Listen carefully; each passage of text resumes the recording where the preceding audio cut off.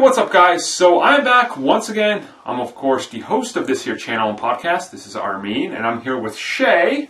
Black Eye Comics. Yep, this would be my wife, and we do stuff together, obviously, videos, but this is going to be one of my discussion videos, which I've done here on the channel before. And this time it's going to be about Captain America Civil War. Not exactly specific to anything like a review or anything. We just want to kind of talk about the movie in the broader scope, which we haven't really done on camera yet, or in a video or anything like that. So we do it a lot in the car every time we've seen it, since we've seen it now 3 times. So, with that in mind, I do want to say thank you everybody for keeping up.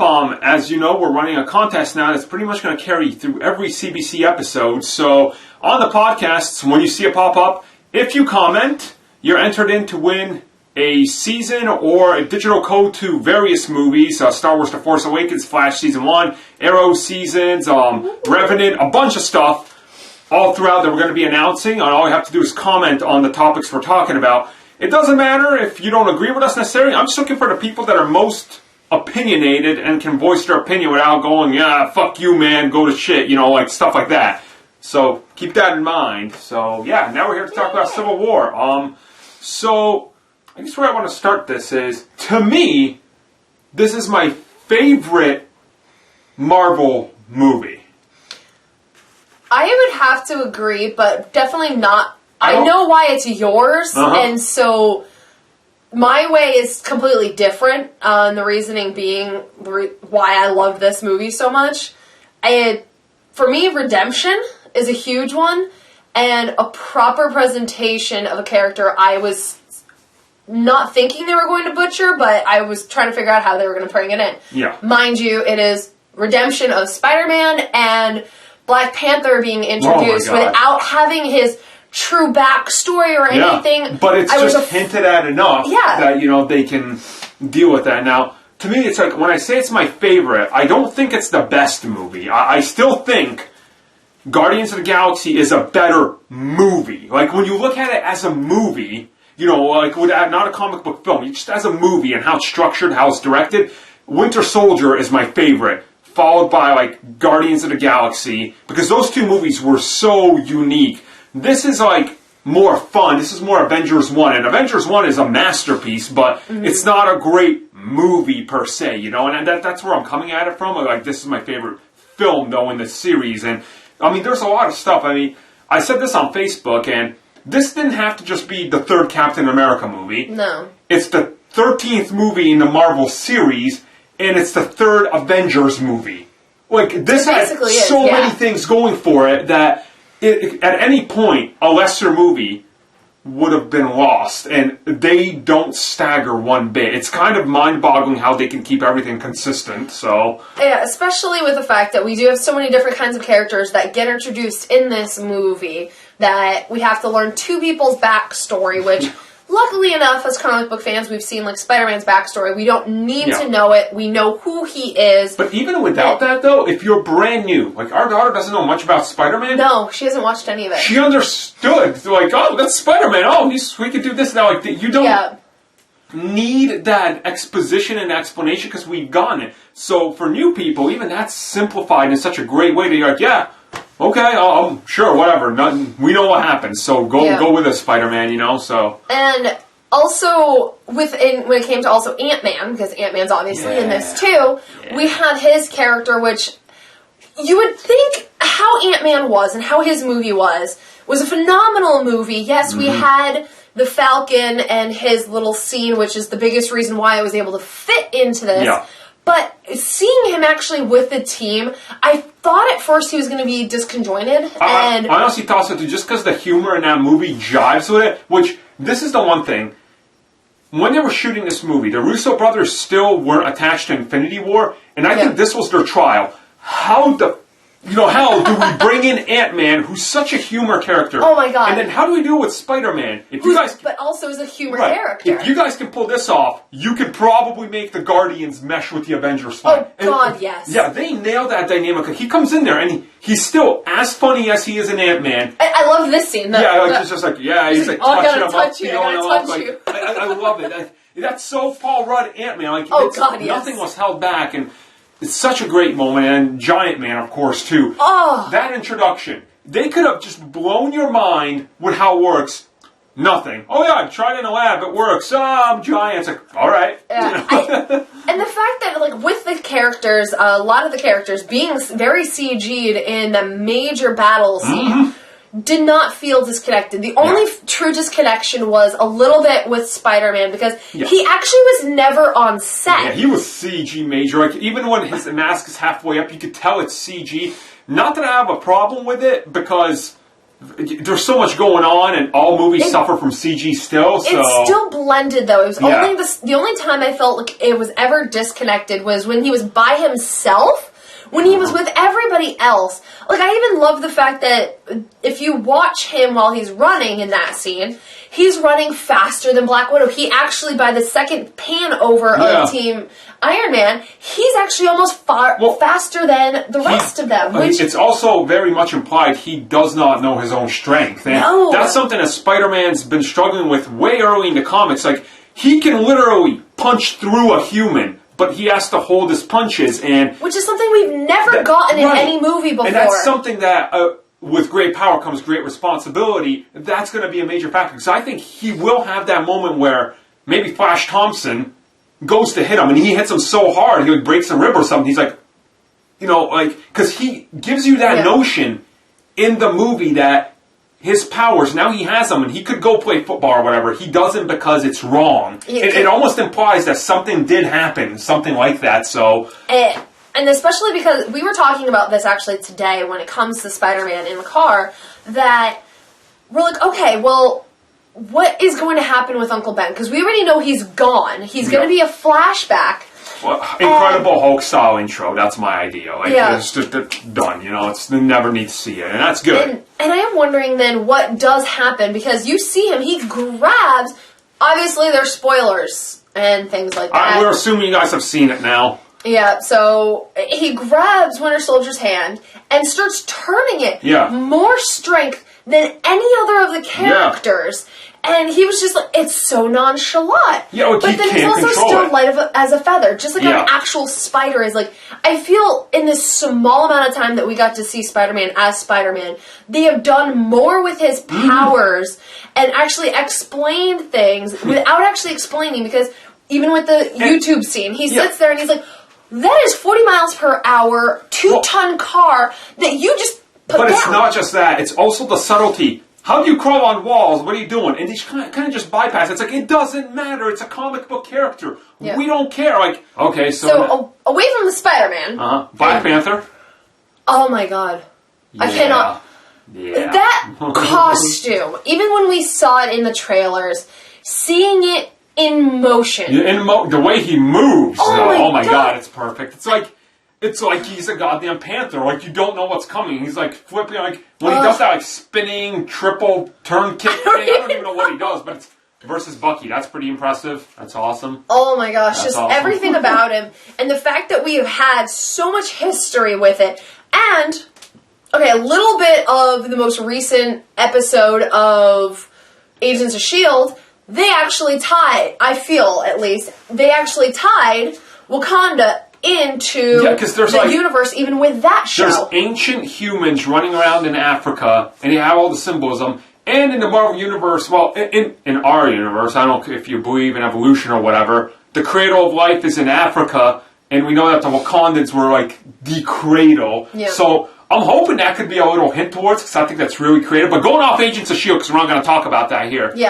Black Panther was handled with such care, and it was just simple. It's like even the accents and the way that the language was actually from Africa. Yeah, they were talking actual African language, and everything just kind of felt normal or natural. It's like, oh, we're in Lagos, and there's this explosion. Oh, there was Wakandans here. Well, you killed some Wakandans. Here's what starts the the Civil War, the Sokovia Accords. So. But I also love, though, how they explained why they're now in the spotlight. Because obviously, when the vibranium was mined there, and it was used because the Sokovian issue was made Ultron. because of that, and same with Ultron. So they even perfectly explain we were in a bad light, not only just because of the Avengers, we were just in our own bad light because we allowed people to mine our materials, and our materials became weaponized. Yeah. So it's not even just the Avengers wanted to be a part of this. Because Claw stole a huge amount, and obviously was black dealing, and Ultron made himself due to the dealing. So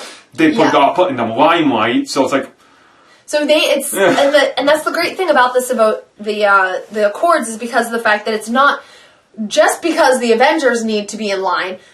Also, they need to be in line, and other people too. The 119 countries, 117 countries that signed this, all need to be a part of it, and they need to take responsibility for things that happen in their countries. Yeah, and they all want to obviously put the Accords on there, which is my thing.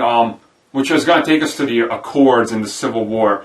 There's no Civil War here. This is only in name because, like, I get what they were going for, and it's the name value, just like Age of Ultron was the name, but there was no actual reference to the comics because it was largely a Wolverine story. Yeah. So in this, Civil War, in theory, because there's there's kind of like this civil dispute amongst them, but it's never gets to that huge, 100 people on each side, which is good because the comics sucked because of that.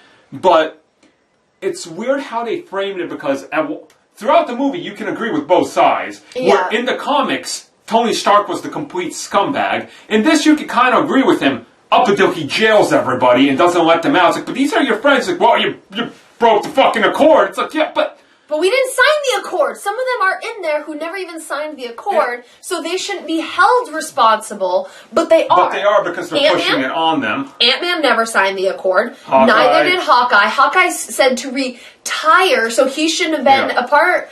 Yes, but because he joined the Fugitive.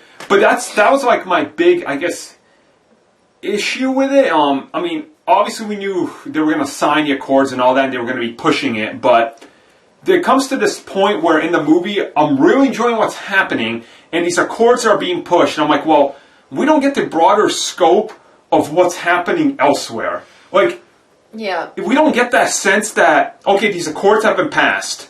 They're literally freaking, the ATCU or someone is literally hunting down Inhumans. We never get a bigger mention of that, and in a way I'm okay with it because it grounds it to a personal level. Yeah. But in a way I'm not okay with it because there's so much more going on in the world now, you know? And I'm wondering if the Accords actually have nothing to do with everybody else. Yeah, and it's just the Avengers. That was my idea. And I think what it is it's, yes, the countries are being held accountable if the Avengers are involved in what's going on at their country. And not just that, it's like, okay, so they're going to be sitting at Avenger Base in New York, right? Yeah. So, hypothetically, MODOK is sent out by AIM, and he's attacking Australia. Yeah. So the Avengers got to be like, can we go? Can we go? And then Cap's argument is, so while I'm on the phone and you guys are trying to say, yeah, all 117 countries are going to agree, you can go to Australia, suddenly this guy comes, someone with an agenda, like Gideon Maddox. Oh, yeah. And he goes, yeah, but my niece needs you for a birthday party, so go. They don't want to be held accountable because then it's just going to shift the blame elsewhere. So both sides, I think, were represented in a really good way. And it shows, though, also the true struggles that our actual government has currently. Right, it's not. What's the problem? I don't fucking know. Go wherever we tell you, probably. You know. Yeah, go here. Oh shit, this is not where we were supposed to be. We should have been here. Well, now who's going to blame? Right, we were sent here because of this person. And I think they conveyed that good. You know. So I think all of that was handled good. I just wish it could have been a little more explained if this is going to impact the rest of the world. Because it definitely does feel the Sokovia Accords are an Avengers thing. They're there to monitor them. And it's not there to monitor anybody else. So it's like... Especially, because we have so many different universes that are all still, obviously, this one universe. Yeah. But we have all these different areas. We've got everything happening in Hell's Kitchen and all over New York. Yeah. Then you have everything with S.H.I.E.L.D. Inhumans are all around the planet. You got Hive... We already have his thing, you know, Doctor Strange. He's been talked about. He's already in. Yeah, he exists inside. in this world. So, we also, when you sat there and you looked at the map of the issues of the Accords, there's quite a few new spots in there. Yeah, nothing ever happened in Australia. Nothing ever happened in unless they're saying Banner happened in the Brazil, South America area. Yeah, so unless it's something more new. it's not really talked about. But overall, they kind of really stress out, here's what you guys need to do, and this is it. And I think that was strong for it. Now, obviously the crux of all this, and this was all being pushed by Zemo. Yeah. Now, that seems to be the most decisive thing when anybody talks about this movie. Either you love Zemo, or you hate Zemo, and there's no in between in the middle. This is like, you can't be in the middle. And I fall on the side, I fucking love this character. I thought he was amazing, so. I feel like he truly understood how to destroy the Avengers. Literally, this is what I tweeted. He's the only one to hurt the Avengers without ever throwing a punch. Yep. Never lifting his hand at any of them. He just sat back and worked with his mind. Yep. This is to tell you, if Loki would have done the same thing, he could have made sure they never even gotten past but that one spot. He had an ego. He had to be in the spotlight. They had to kneel down before him, and it took over. He never wanted kneeling. He just wanted them to fight each other and kill each other. Because that's how his revenge was. Right. He was such a patient man, and it shows you also the difference between Loki. His mind is driven because of revenge, of a lifetime of hating his brother because he was always the second one. This one is a very short amount of life, a short amount of hatred, but you have a military, big, huge black ops kind of guy who that's all they are is patient, and they know what and when to do it. And he lost his family due to the Sokovia incident, which obviously Stark was the fault. And his arc in this isn't just his, because his arc is mirroring that of everybody that's in here, that's involved. It's mirroring Tony Stark. Yep. And here's the important part. I don't think people realize this. This is what kind of clicks together. Black Panther's arc is, that guy killed my dad. Yep. I'm going to kill him. Yes. He spends the entire movie with revenge and vengeance. Yep. Zemo is the same thing. They killed my family indirectly. I'm going to be responsible. I'm going to kill them. The entire movie is Tony Stark pushing the good to monitor this. At the end, he becomes where's the Accords? Shouldn't you go report to people to tell them you're going to kill this guy? Oh no, you're just going to kill him because Bucky killed your mom? He blasts his own way out there. He goes, oh, I don't care, and he takes on vengeance. Yep. He's the now exact inverse of Zemo because he let his revenge consume him. Yep. Like, the characters mirror each other in such a perfect, beautiful way that's why the ending clicked to me. Whereas to, and I've seen people talk about this, the only time I'm going to bring up Batman v Superman in this, people say Lex Luthor was a better villain. And his goal was to destroy Superman. Lex Luthor helped assemble the Justice League.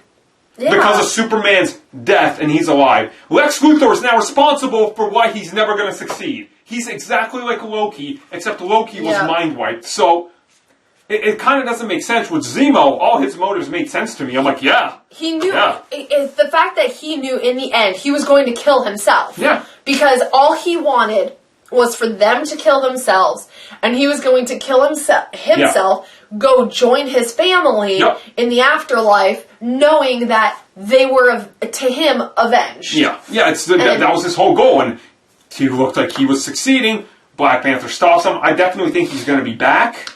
Especially because of the fact that like when he sat there and at the end, Bilbo, I can't remember what his actual name is in here, but he was Bilbo Baggins. Everett Ross, I think. Everett Ross, yes. So he sat there and he's like, so you sat there, you took 1.5 years to sit there and do all of this, get everything planned just for it to fail. And he looks up, he's like, did it fail? Yeah. And then if you really think about it, yes and no. Yes, it failed because it broke up the core of the Avengers, but it backfire didn't fail because now you have 2 types of Avengers. Right. You have the secret ones, and then you have the ones that are part of the Accords. But it also worked because the Accords are now a thing. So when he comes back with the Masters of Evil and he's leading like Loki and Enchantress and whoever the hell's going to be there, he's going to be halfway destroyed a city by the time a single goddamn Avenger shows up. By the normal ones. The other ones are already going to be there. Yeah, they're going to sit there and be like, we're having to hide from all the cameras, and then everything if they do any more collateral damage, that's going to go back to the Accords, which from this point on, everything gets shifted onto them, being like, why didn't you guys stop him? Like, what the fuck? Why didn't you stop Cap Iron Man? So, single-handedly, this is the actual villain that's done the most damage without doing fucking anything. Yeah. So, congrats, Zemo, you know? Yeah, it's... And it is. It's weird to think, though, where we're going to go after this point. Because we obviously know we're going to start having Doctor Strange. He's the next movie to start coming. But they've already said every single movie is a team-up movie. Right. So, Doctor who the hell is going to be in Doctor Strange? That's the first solo film. Well, it's him and Mordo, technically, though. Because we know him and Mordo's not the bad guy yet. They're saving him because he has multiple contracts. So, that's the team-up. Maybe. And then, obviously, the after credits. But after this, like, we already know, like, Winter Soldier was a team-up. Yep. The next Thor is a team-up. What the hell else is there coming out? Unless it's the first solo outing, it's a team-up movie, you know, to get them out. Because we know that in Black Panther... And by the look of it, Black Panther's probably going to be some sort of team-up. Oh, it's going to be a dealing with a Winter Soldier fallout, so... Let's actually talk about that. Because you and I have both been sitting there with the new news that a Black Widow movie possibly may be coming out. You actually had such a great idea. They teamed them up in the comics, so they already said multiple times Black Panther is a geopolitical thriller. If you look at Winter Soldier, that's a political thriller. They're going to go, Wakanda's now out in the open. People know about the future tech. They know about the advancements. They want their resources. Someone is going to have to leak. The biggest murderer in history, the biggest assassin, is there. And the new king... who was once vengeful, who is unexperienced, is wanted. Yeah. The whole world is going to home in on it. At some point, I feel like he has to get unfrozen and make a run for it, either if it's Black Panther doing it. And that's how I feel they kind of take that, because all eyes are going to be now on Wakanda, getting out. It's literally like New York. When the Avengers incident happened, all eyes are on New York. They're like, is this going to fucking happen again? Like, everybody's talking about it, exactly. So... And then you also sat there because of the fact that all the movies have to be a team-up. We already know Bucky's got to be involved because he's there. Even if he's just in mention, maybe he's the after credits of him leaving, who knows. But the other person you were talking about was, what if Black Widow actually goes and helps? Because they do have some interplay. It's very interesting because they play off each other very good in this. So yeah, and in the comics, they both sat there and they were the Russian... They did their own little thing. Winter Soldier and Natasha they were in a relationship, so it would make sense. And I mean, there's a lot to play with. I mean, there's a lot of ways they could go with us. We're going to talk about this way more on this channel, but the movie as a whole, it's like I said, it's my favorite. Has a few issues, but what movie doesn't? Yeah, you know, it's phenomenal every single time you go in to a Marvel movie. You have an expectation. Yeah. And I will actually sit there and for everyone, because I'm afraid of that day that it's not going to be up to my expectation. So I always sit there and I always lower my expectation for each movie that's now coming out. I slightly lower, being like, you know what, this is what I think's going to happen. Don't worry, that's why they threw Hulk into the next Thor movie, so it won't be a piece of shit like the last one. So that's what I will do. So then... be like, alright, this is what I would love it to be. Here's what my expectation is. Yeah. And they always are here or higher. Like, it's so mind-boggling how well... Also, another thing, really quick. How much if you watch every single one of the movies, like we've just recently watched every single one of the movies leading up to this. How much...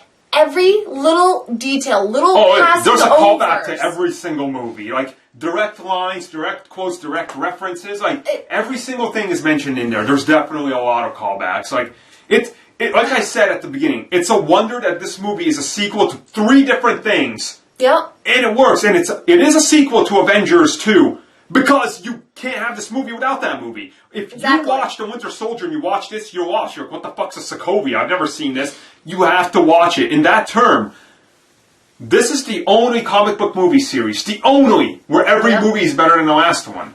There isn't another, like, you look at Spider-Man, 1 great, 2 amazing, 3 You look at Batman. Batman Begins, great. The Dark Knight, a lot of people argue Will is the best. Dark Knight Rises, always has this is the only one that goes up the charts and you're like, okay. Yeah, especially because when you just do the Captain Americas.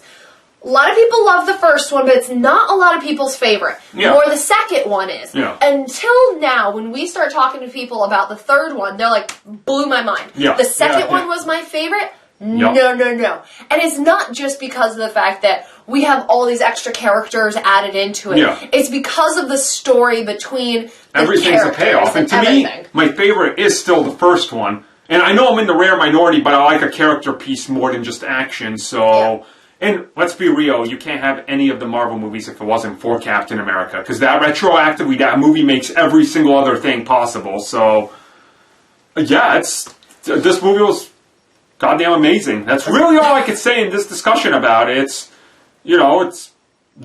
what it is. I mean, you look at the reviews, you look at the box office take. Hell, by next Monday, it's going to have overtaken Batman v Superman. That's fucking insane. So it literally sits there and it blows your mind and it makes you think of what's to come. Like I've said before, because every single movie has a little bit that changes the stories. And this is a huge one. This is the biggest one, yeah. Boom. Yeah. This is now, you've got 2 tracks you gotta go. We talked about this. After this movie, Ant-Man and the Wasp, Ant-Man's a criminal. Yeah. He has to be on the run the entire time. Like, they have to play with that. And if he's out and a camera catches him, that's Scott Lang sending everybody in to get him. Which makes me believe that there will be other Avengers that have to appear. Yeah. Maybe not Falcon this time. Maybe it's going to be... Maybe War Machine shows up to try to take frickin', Ant-Man in. I know he's half paralyzed. They'll take care of that. Don't worry. They got some plans. They did that in the comic before. He had a tank suit, actual tank. That would be kind of cool, but ridiculous. I mean, he could show up. You never know. So I think from this point on, there's literally a lot. What happens with, Doctor Strange, right? He's going to be in New York fighting a giant monster. They're going to be like, are you registered, sir? Yeah. Sokovia? Are you a part of the Accords? Are you an Avenger? Yeah. Accords! Sign this shit. Sign it. Yeah, it's like... This is the ground... This is as big, if not bigger, than Winter Soldier. So, okay, then that actually does bring another point. I know we're not talking too much about Agents of S.H.I.E.L.D., but that's the biggest thing that's happening right now. And I'm trying to remember last night's episode, if they did, or this week's, if they mentioned something. That. Oh, okay. Because remember, it was like a month jump in between the Lagos incident and the actual Accord, So I'm wondering... Maybe by the end of the season? Maybe, because we only have, I think, 2 episodes left. Are they going to talk about the Accords? We'll find that out there, though. Man. Keep up with the reviews for Agents of S.H.I.E.L.D. to hear about that. Definitely. Yeah. To end it, what would you think? Where would you place it on your Marvels or overall all comic book movies? From Marvel. It's so hard for me to actually make a list because every single time I watch it, on one of the movies, there's new things I see and new things that I love about that movie. I still have to say some of my favorite ones are the funnier ones, which is Guardians and Ant-Man. Those 2 are just amazing. I loved the first Captain America because, like you said, I love knowing people's stories. And that's why I kind of really love the first of every single one of the movies because that's the one that you get the most story of your one person. And I don't know, it's up there, but I actually don't even have a list. Here's all of them. They're all just kind of one little tiny point between each other. So it's a fantastic movie. We keep having so many people tell us, should we take our kids to go see this? Oh, if they've seen every other one, you freaking better go see it right now. So yeah, I agree with that. So that's that. We'll be back for more discussions. X-Men's coming. Which, a lot of reviews are actually coming out. Early impressions are apparently it's better than the last movie, and that one was kind of shit, so we'll see. Yeah, we'll see. We got that actually at the end of the month, so always follow his station if you want different opinions by me. Follow mine, Black Cat Comics. Comment below what are your guys' favorite scenes, thoughts, things like that. And just like he said, he's doing a contest.